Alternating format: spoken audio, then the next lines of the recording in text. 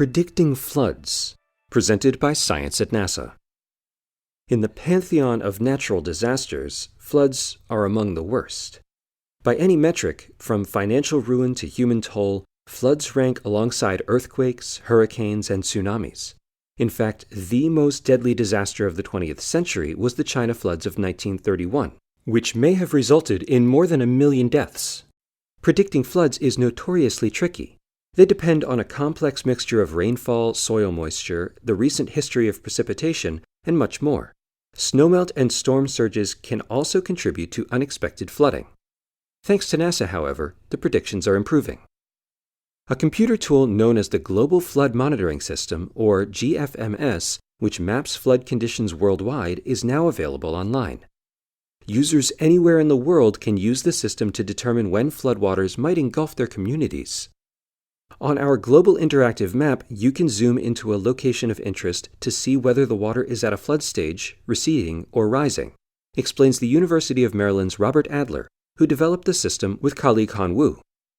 You can also look around to see whether there is a rain event upstream, whether the rain is over, and how the water is moving downstream. GFMS works 24/7, even when there is cloud cover or other interference. At times, our system might be the only way people can get information, says Adler. Here's how it works.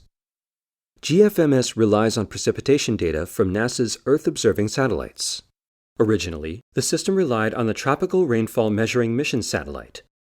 Earlier this year, GFMS transitioned to the new Global Precipitation Measurement Satellite, or GPM.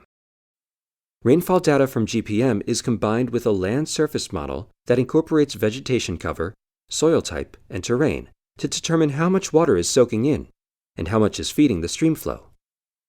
Users can view statistics for rainfall, stream flow, water depth, and flooding every 3 hours at each 12-kilometer grid point on a global map. Forecasts for these parameters go out to 5 days. Users can also zoom in further to see inundation maps, areas estimated to be covered with water, as fine as 1 kilometer resolution. Organizations like the Red Cross and the UN World Flood Program are already using GFMS before, during, and after floods when ground information is lacking, which is often the case. They use it to figure out when and where a flood has occurred and to estimate how big it is.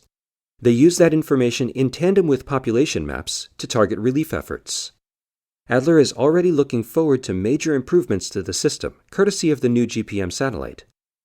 Advances by GPM will allow us to estimate floods and landslides across the globe more accurately. Also, GPM's global coverage, as compared to TRM's tropical latitude focus, will allow more accurate forecasts at middle and high latitudes. Adler plans to work with international groups like the Global Flood Partnership to help spread the word. More information about the system is available at flood.umd.edu. For more news about rushing water, on Earth and beyond, stay tuned to science.nasa.gov.